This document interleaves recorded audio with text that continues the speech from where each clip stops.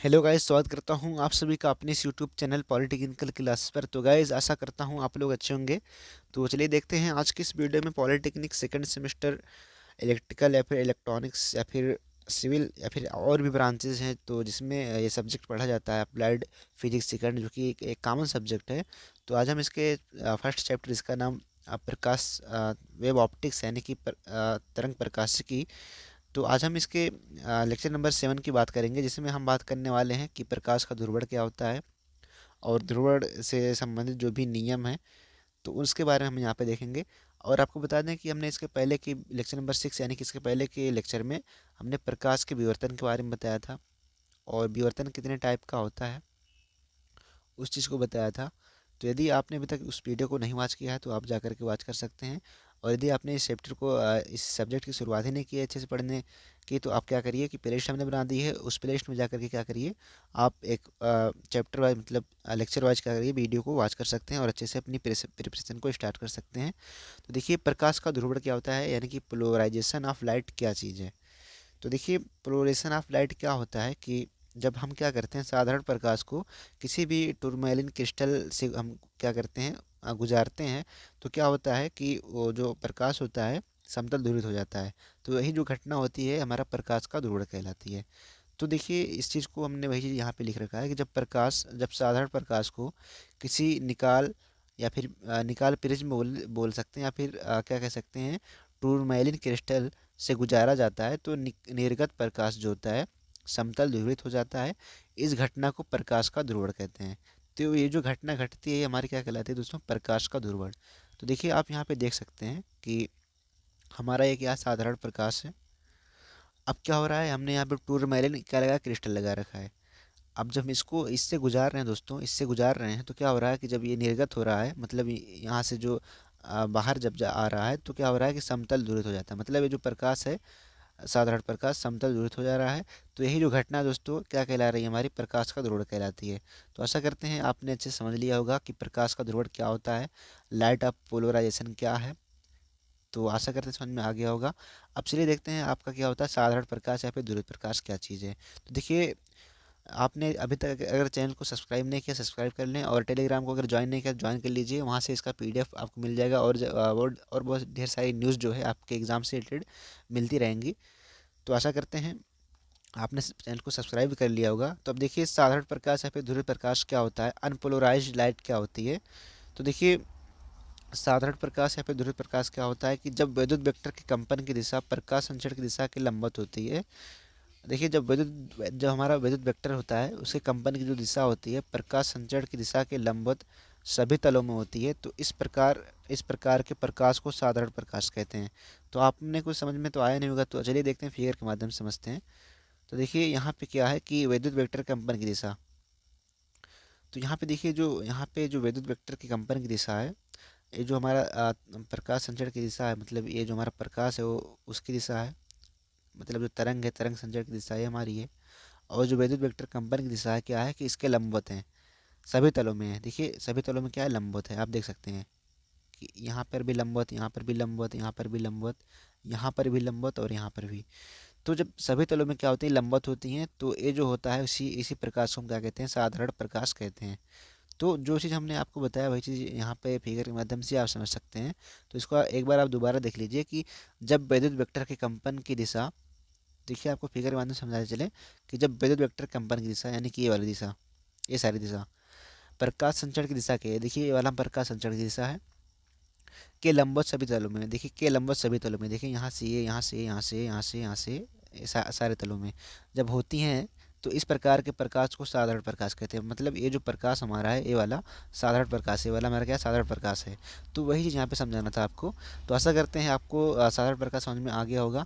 अब चलिए देखते हैं हमारा समतल ध्रुवित प्रकाश क्या होता है, प्लेन पोलराइज लाइट क्या होता है। तो देखिए, प्लेन पोलराइज क्या होता है कि यदि वैद्युत वेक्टर कंपन प्रकाश संचरण की दिशा के लंबवत केवल एक ही तल में होते हैं तो इस प्रकार के प्रकाश को समतल ध्रुवित प्रकाश कहते हैं। तो देखिए, समतल ध्रुवित प्रकाश क्या होता है कि जो प्रकाश संचरण की उनकी जो दिशा होती है वो क्या होती है, वैद्युत वैद्युत वेक्टर जो होते हैं केवल एक ही तल में होते हैं। प्रकाश संचरण की दिशा के लंबवत केवल एक ही तल में होते हैं। देखिए, एक ही तल में है, सभी तलों में यहाँ पे नहीं है। यहाँ पे क्या सभी तलों में नहीं है, एक ही तल में है।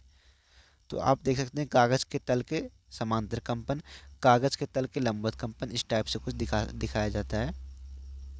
तो ऐसा करते हैं आपको समझ में ये चीज़ आ गया होगा। तो अगर नहीं आया तो फिर से देख लीजिए क्या है कि यदि विद्युत वेक्टर के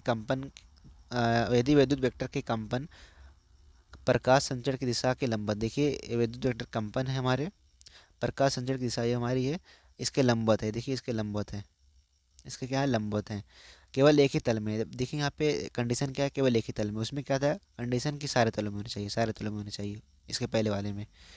तो यहाँ पे वो चीज़ है। तो इस प्रकार के प्रकाश को समतल ध्रुवित प्रकाश कहते हैं। तो जो इस टाइप का प्रकाश होता है उसको हम समतल ध्रुवित प्रकाश कहते हैं। तो आशा करते हैं आपने इसको समझ लिया होगा। अब चलिए देखते हैं आपका जो एक और यहाँ पे डिफिनेशन है कंपन तल, यानी कि वाइब्रेशन प्लेन क्या होता है। तो देखिए ये सारे जो आपके हैं, आपके चैप्टर वाइज हम आपको एकदम टॉपिक टू टॉपिक पढ़ा रहे हैं। तो सारे आपके इंपॉर्टेंट है, सारे जो चीज़ हम बता रहे हैं आपके लिए इंपॉर्टेंट है, इनको आप समझिए और अच्छे से पढ़िए और एग्ज़ाम में अच्छे से नंबर लेके आइए। देखिए कंपन तल क्या है, वाइब्रेशन प्लेन क्या है कि समतल ध्रुवित प्रकाश में वह तल जिसमें प्रकाश के विद्युत वेक्टर के कंपनों की दिशा तथा प्रकाश तरंग के संचरण की दिशा दोनों ही क्या होती हैं, निहित होती हैं, तो कंपन तल कहलाता है। मतलब निहित मतलब एक में होती हैं। तो देखिए वही चीज़ है कि समतल ध्रुवित प्रकाश में वह तल जिसमें प्रकाश के विद्युत वेक्टर के कंपन की दिशा, जो प्रकाश में विद्युत वेक्टर कंपन की दिशा होती है तथा प्रकाश तरंग के संचरण की दिशा होती है, दोनों क्या होती हैं, निहित होती हैं। वो हमारे कौन से तल होते हैं, कंपन तल कहलाते हैं। तो ऐसा करते हैं कंपन तल भी आपने समझ लिया होगा। अब देखिए आपका जो अगला टॉपिक है, जो कि आपके 5 नंबर या फिर 3 नंबर में पूछा जाता है कि बूस्टर का नियम क्या होता है, या फिर परावर्तन द्वारा ध्रुवण किस टाइप से होता है। तो इस टाइप से क्वेश्चन पूछ लेता है।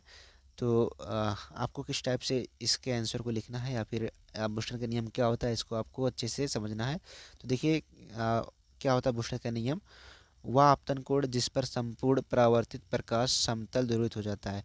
मतलब एक ऐसा आपतन कोण जिस पर संपूर्ण परावर्तित प्रकाश क्या होता है दोस्तों, समतल ध्रुवित हो जाता है।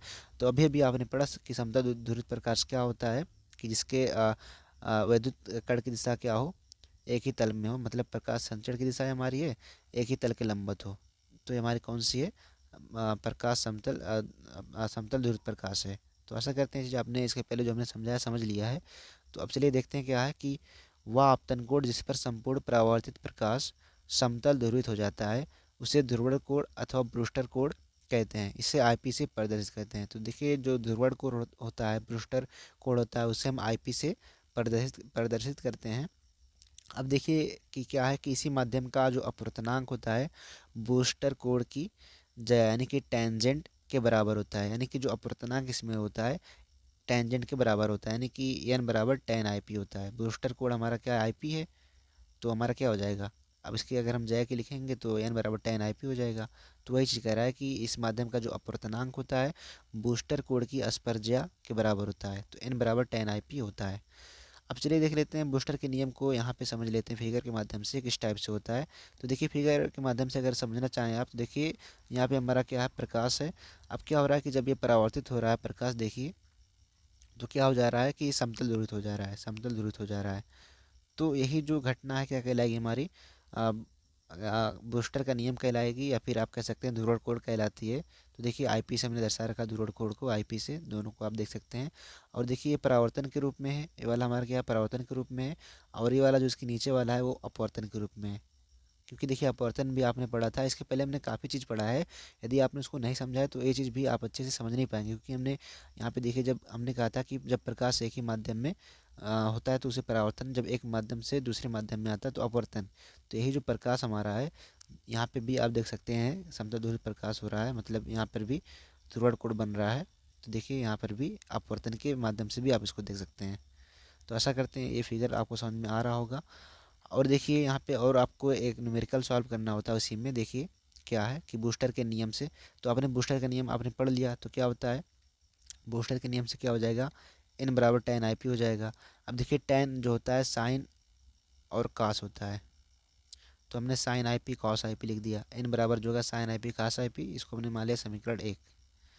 अब देखिए आपको स्नेल का नियम भी हमने बताया था इसके पहले, यदि आपने नहीं पढ़ा तो जाकर के पृष्ठ में देख सकते हैं। देखिए स्नेल के नियम से क्या होता है, एन बराबर साइन आई पी बटे साइन आर। अब देखिए ये कैसे हुआ, तो देखिए यहाँ से हम देखेंगे स्नेल का नियम क्या था कि यहाँ पे देखिए आपतन कोण आईपी है और परावर्तन कोण क्या है, सॉरी आपतन कोण आईपी है और अपवर्तन कोण यहाँ पे आर है। तो अगर हम यहाँ पे स्नेल का नियम अप्लाई करेंगे तो एन बराबर हो जाएगा sine I P upon sine R हो जाएगा। तो इसको हमने माना समीकरण 2। अब समीकरण 1 से समीकरण 2 से देखिए ये वाला पक्ष बराबर है, तो मतलब ये वाला पक्ष भी और ये वाला पक्ष भी क्या होगा, बराबर होगा। तो वही चीज़ यहाँ पे हमने कर रखा है। तो आप देख सकते हैं यहाँ पे आगे कि समीकरण 1 और 2 से sine I P upon cos I p बराबर sine I P upon sine r. तो ये वाला हमारा कट गया। अब वन अपान कॉस आई p one upon sine r क्या हम लिख सकते हैं, कॉस आई पी साइन आर भी लिख सकते हैं इसको। तो हमने वो चीज़ कर दी है यहाँ पे।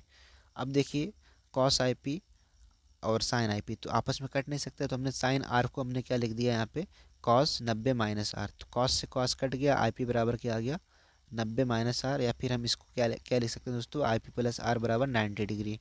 तो आई पी प्लस आर बराबर क्या हो गया 90 डिग्री हो गया। तो ये चीज़ हमने देखिए कैसे किया, यहाँ पे हमको ब्रूस्टर का नियम पता था तो हमने लिख दिया। अब इस फिगर के माध्यम से हमने स्नेल के नियम को सॉल्व किया।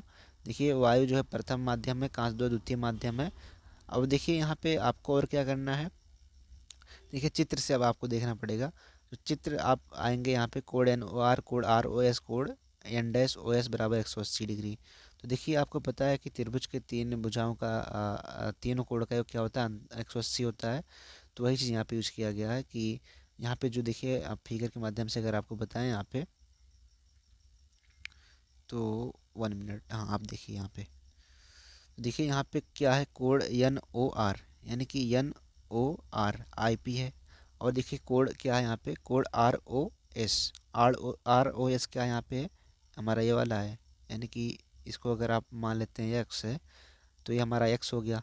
और यहाँ पे देखिए क्या है, कोड R O N dash O, N dash O S. तो एन डैश ओ एस हमारा क्या है, आर है। तो ये वाला कोड और ये वाला कोड और ये वाला कोड यहाँ पे यूज किया गया है और इसी को 180 के बराबर कर दिया गया है। तो आप देख सकते हैं यहाँ पे कोड एन ओ आर प्लस कोड आर ओ एस प्लस कोड एन डैश ओ एस बराबर 180 डिग्री। तो आप इसको देख लीजिएगा दोबारा। तो देखिए एन ओ आर हमारा आई पी है और कोड आर ओ एस हमारा दिया नहीं गया है, तो हमने उसको एक्स माना था, तो यहाँ पे हमने कुछ एक्स नहीं माना है, आर ओ एस ही लिखा है यहाँ पे। और कोड एन डैश ओ एस हमारा आर है और बराबर हो गया 180 के। अब देखिए यहाँ पे आई पी प्लस आर हमने अभी अभी निकाला, यहाँ पे आप देख सकते हैं कि हमने यहाँ पे निकाला था I P plus R 90 degree.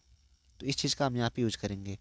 तो इस चीज़ का हमने क्या किया, यहाँ पे यूज़ किया, आई पी प्लस आर क्या हो जाएगा 90 डिग्री। तो हमने यहाँ पे 90 डिग्री यूज कर लिया। तो फिर क्या हो गया कि कोड आर ओ एस 180 में से 90 घटा दिया हमने तो 90 आ गया। तो कोड आर ओ एस क्या आ गया 90 आ गया। तो यहाँ पे ये जो कोड था, तो यहाँ पे जो कोड था ये वाला ये 90 डिग्री आ गया। तो ये कोड निकालने का मतलब यही था कि जब हम क्या करते हैं किसी भी प्रकाश को समतल ध्रुवित करते हैं, मतलब यहाँ पे कह सकते हैं कि क्या कहना था हमको, यहाँ पे ब्रूस्टर का नियम जब अप्लाई करते हैं तो क्या होता है कि जो यहाँ पे ध्रुवण कोण बनता है, यानी कि जो अपवर्तन का ध्रुवण कोण आई पी और परावर्तन का हमारा परावर्तन वाला हो गया, ये हमारा क्या होगा परावर्तन का ध्रुवण कोण आई पी हो गया और अपवर्तन का ध्रुवण कोण जो होता है एक दूसरे के लंबवत होते हैं। तो यहाँ पे कहने का मतलब वही था। तो देखिए वही चीज़ हमने लिख रखा है कि उपर्युक्त व्याख्या से स्पष्ट है कि परावर्तित किरण अपवर्तित किरण एक दूसरे के तलों में समतल ध्रुवित होती हैं। मतलब एक दूसरे के तलों में क्या होती है, समतल ध्रुवित होती हैं। तो वही चीज़ यहाँ पे समझाना था आपको। तो आशा करते हैं ये चीज़ आपने समझ लिया होगा। और देखिए यहाँ से एग्ज़ाम में क्वेश्चन आता है, कैसे क्वेश्चन पूछता है कि ब्रूस्टर का नियम क्या है और इस नियम को क्या करिए आप सॉल्व करिए। जब आपका 3 नंबर में क्वेश्चन आएगा तो इस टाइप से आपको लिखना रहेगा, 5 नंबर में आता है तो इसी टाइप से भी लिखना रहता है, तो ज़्यादातर 3 नंबर में आ जाता है।